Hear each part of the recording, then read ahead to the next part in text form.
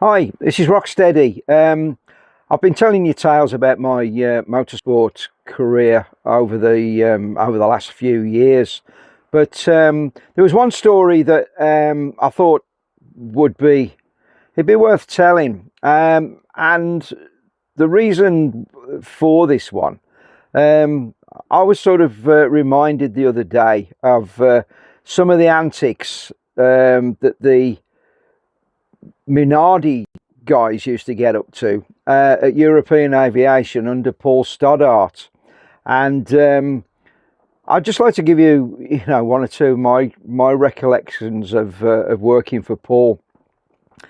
I go back to September the 10th, 2021.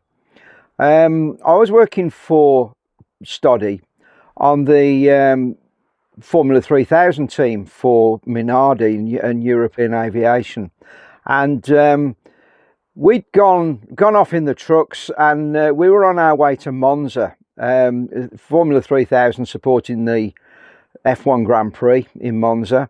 And I decided it was the school holidays, because it's round about obviously in September, as I've just said. So I decided to take my lad along for the ride. Young Ed was sort of 16 at the time, just leaving school, just wondering what to do with himself. So I thought I'll take him down to Monza, and he can see what it's like working for a race team. So anyway, we get off onto we'd driven down France, and we'd got all down, down to basically to Mont Blanc and to Chamonix and down there. And I bumped into some of the F1 truckies, like particularly the Williams guys, and we ended up getting like we normally did, a few too many to drink in one of the bars on the evening. And it seems, I woke up in the morning, and I got a big cut on my nose, and my boy said to me, he says, Dad, what the hell have you done to you? Do you know what you did last night? And I said, no, I've obviously banged my nose somehow. And he says, well, you'd had so much to drink. He says, you fell off the bloody stool in the bar onto a stone floor, and bashed me nose and everything. So I thought, it's not really a good thing to be doing with me lad with me as well. So but I thought, I'll have a look at that in the future. So anyway, we drive down to Monza, and we parked the trucks up in the paddock, and we washed everything off, and decide to I think we don't know if we got a taxi back to the hotel or something like that. So we went to I said, come on, we'll go and get something to eat. So we went and found a little shopping centre that was not far from our hotel in Milan, and we went looking for a burger. And as we were walking by, we saw all this crowd of people stood outside this like electrical shop, one of like the old Comet and what have you, that's had all the TVs in the window, and all these TVs were showing what I thought was a movie. And I thought, well, they're all Italian people there as well, and they're all stood around this shop window. And I thought, well, I wonder what's going on here. And I thought, they're all watching, looks like they're watching the Towering Inferno here. So we watched this sort of tower block in flames, and then suddenly we saw the second plane fly into what was the South Tower, I think, in New York. And that was obviously the terrorist attack on the Twin Towers. So that kind of, it was a weird feeling. So we went back to the hotel, and I put the TV on, and we were watching, I was watching CBS News or whatever it was at the time for the rest of the day. Now, the strange thing was as well, I mean, my parents were out in Florida. They'd been out there for a couple of weeks. They were due to fly home the following day. And obviously all the airspace was closed down and everything. And they actually couldn't get out of, Monza. Sorry, not Monza. They couldn't get out of Florida for another 10 or 11 days. So that particular weekend at Monza, I mean, it was a horrible sort of situation. There was a very, very strange mood in the paddock, as you can well imagine. I remember seeing the Ferraris, for instance. I think they painted their cars with black nose cones and things like that. We had during the Formula 3000 race, I mean, or the qualifying, I think it was, we had a terrible storm. You get these at Monza sometimes, and I remember that we were in the pit lane, and I'd left my lad to look after the awning, and fair enough to him. If he hadn't have gone round like nailing down all the awning and putting guy ropes out and ratchet straps and everything like that, the thing would have probably disappeared over the side of the truck. So he did a good job with that. So we did the race, we came home, and obviously one of the things that was sort of, you know, made us think a lot. I mean, Paul Stoddarts' whole business was in aviation. So consequently, during the following weeks, lots of things happened around the aviation market. Planes were grounded and nobody wanted to fly and all the rest of it. So we carried on throughout that year. But one strange thing happened to me, and it was probably for two reasons. One, my lad had said to me about getting drunk up in the bar up in Chamonix. He says, "Dad," he says, "do you do that all the time?" And I said, "Yeah." I says, we do tend to have a drink quite a lot of the time." And he says, "You look bloody stupid." And I thought, okay, he's probably not far off the mark with that one.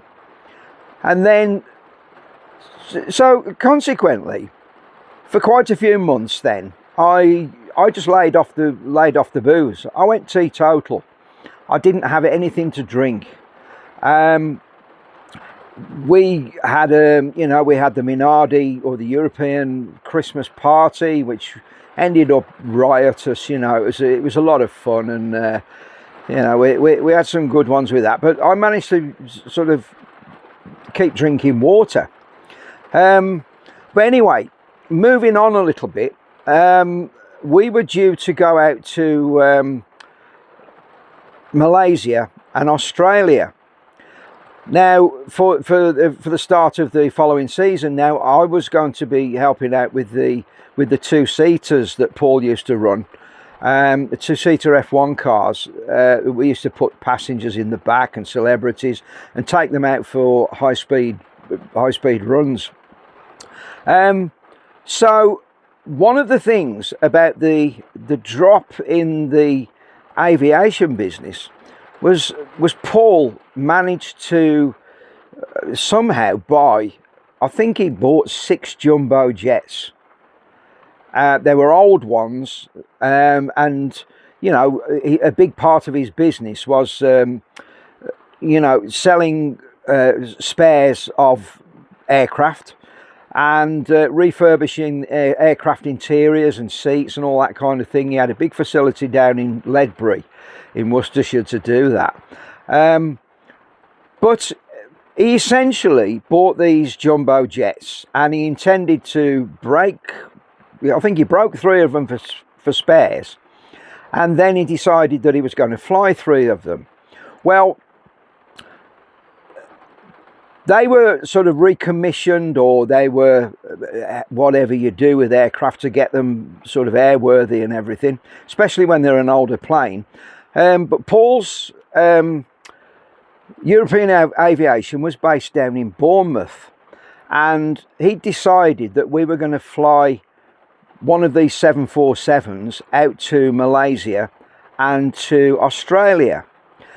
Now, bearing in mind that Bournemouth and Paul's other aircraft were like 737s and BAC 111s and things like that, they were short haul aircraft, and I think that nobody had ever brought in a 747 into a small airport like Bournemouth. But and they said no, it's going to be hard to do that. And Paul says no, you know, the brash Australian that he was, he says no, we'll get it in. Well, I believe that the pilot brought the plane in and demolished all the landing lights on the approach to the runway. So he got the thing in, and it was on the ground. Now, the trick was going to be getting it back out again. Now, we were due to fly, as I say, to Kuala Lumpur, because we were off on a promo tour over there, because one of the Minardi drivers was a guy called Alex Young, who was a Malaysian. So there was going to be a big launch for Alex out in Kuala Lumpur. So we were taking these two-seaters out there. Now, we'd taken all the freight down there, which was the two cars and, I don't know, 12 or 13 tons of freight. And we got everything loaded up into this jumbo jet. But the cargo people said to us, what you've got to do, we've got to load all this cargo in the tail of the plane, because they need all of the weight to manage to get this thing up in the air. So, and they said as well that I think there were 12 of us from the Minardi crew that were going on this trip. We all had to sit in the back of the plane as well to get all of the weight over the tail, so that this 747 had half a chance of getting out the airport. Well, sure enough, we get on the plane, and we get we take off. Okay, it was no problem, and we've got a short hop over to Italy to pick up all the Minardi guys, and we landed in Bologna, and we picked the guys up ready to go out to Kuala Lumpur. Well, by this time, we'd moved up into essentially business class. I mean, this was 747. It was essentially our private jet, and the hospitality was fabulous on there. Now, bearing in mind, I'm still teetotal, but I'm sat next to the team manager of Minardi, who was an old pal of mine from Jordan, and it was John Boy Walton, or Murph. And I'm sat next to him, and the air stewardesses brought round trays and trays of drinks, champagne and all that kind of thing, and I looked at it, and John Boy just turned and said to me, he says, Ed, if you think I'm sitting next to you on a flight out to Australia, he says, and you're going to sit there drinking water, he says, you've got another effing thing coming. So I picked up a glass of champagne, knocked it back, and away we went.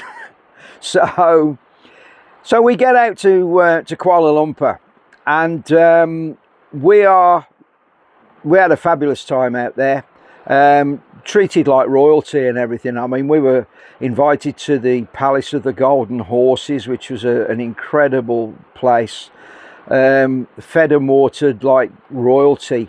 Went along to we were on the live national lottery show in Malaysia, which was as we'd got Mark Webber as well, and obviously Alex Young, and they were on the TV, and so we did the live show there, and then the following day flew off to Australia. Now, whatever it was, 7 or 8 hours over to Melbourne. Now Now, bearing in mind, this was it was an Australian team owner flying his own aircraft over to Melbourne with an Australian driver. So this was big news. It was big news for the Australians. But one of the things was, because this 747 was essentially a private aircraft, Paul hadn't got a license to land at Melbourne International, or whatever it was called. So we had to land at this Air Force base called Avalon, which was a few miles outside Melbourne, but you know, we'd got clearance to land in there. Well, on the flight, I think everybody had decided to drink this plane dry, and all the beer had gone, all the champagne had gone, all the vodka had gone, and everything. I mean, we really laid into it. And when we landed at Avalon, there was we could see through the windows, through bleary eyes. There was the brass band, and there was crowds, and I think the Premier of Victoria was there, and everybody.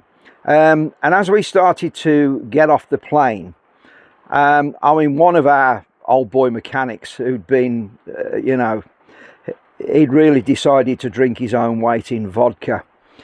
He started to fall down the steps of the plane, and he was just grabbed by the collar to stop him, you know, by one of the other guys, and to stop him falling down the steps, because we'd got all the TV on us, we'd got the brass bands, we'd got everything like that. And to have had somebody tumble all the way down the stairs in a drunken stupor wouldn't have looked good. So we managed to get away with that. But one of the other things that happened was they'd set up a temporary customs shed for us. So, you know, the luggage got taken off the plane and put into this customs shed. Well, one of the things that we suddenly heard was we heard all these dogs barking, and we wondered, what the hell's that? And we're having pictures taken and everything with the media, and then suddenly, like, there's these police sirens going and everything. And what had happened was, one of the hospitality girls had got a bit of a stash of wacky backy in her luggage, and the dogs had sniffed it out. And so basically she was arrested and carted off to downtown to the police station to be dealt with. Fortunately, she kept her job, but I mean, she was damn lucky with that. But yeah, so we did that weekend, and it, you know, it was an incredible weekend in Melbourne with the Minardi boys, and the two-seaters especially. I mean, we were doing demo runs with all these celebrities and sports stars from Australia, and it was great. Well, and then of course, in the race, we managed to get a 5th place with Mark Webber, and the place went mad. I mean, Schumacher in the Ferrari won the race. I can't remember the rest of the results, but Webber got the 5th place, and I think it's the only time in F1 history that Bernie allowed anybody outside the top 3 finishers to go onto the podium. So you know, that was brilliant. And I remember going to the post-race party in the evening and the following day, and it was just, you know, it was just mad. I think Michael Schumacher went to the Ferrari party because he was supposed to. I think he stayed there for about an hour, and then he came to the Minardi party. So and he was there till sort of like 4 or 5 in the morning, and it was bright sunshine when we came out of that nightclub. But it was fabulous. It was absolutely fabulous. And then we flew back to Malaysia, and we did the race there. And I sort of, because of working on the two-seaters, we weren't really running anything for that particular weekend. So you know, we weren't at the circuit a great deal. Well, I'd actually made pals with the pilot of the 747, and I said to him, what's the chances of sitting on the flight deck to you know, when we take off in Kuala Lumpur? And he says, yeah, this is no problem. I mean, these days they wouldn't allow anything like that. They just wouldn't be able to. But so we got on the plane, and I mean, the temp, it was absolutely, there was a real storm going on and that, but the temperatures and the humidity over there were absolutely huge. And I'm sat on this flight deck, and we're waiting to our takeoff slot is coming up pretty quickly, but the pilot and the crew were a little bit concerned that we couldn't get all the fuel on board.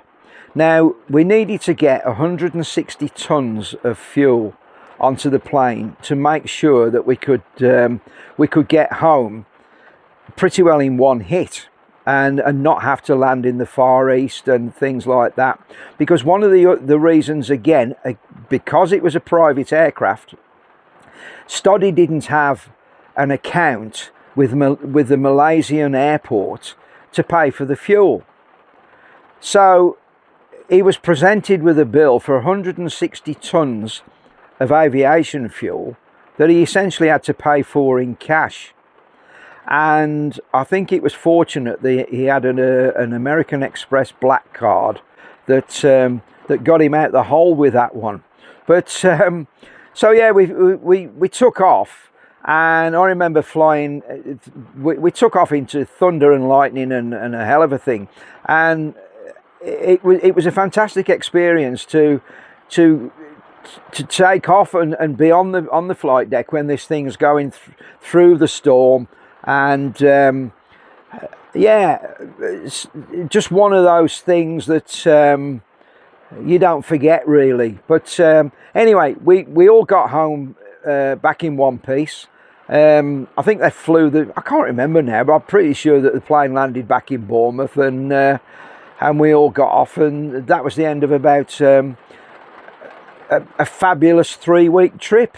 But yeah, I started out teetotal and come back enjoying a drink again. That's what you like. Cheers.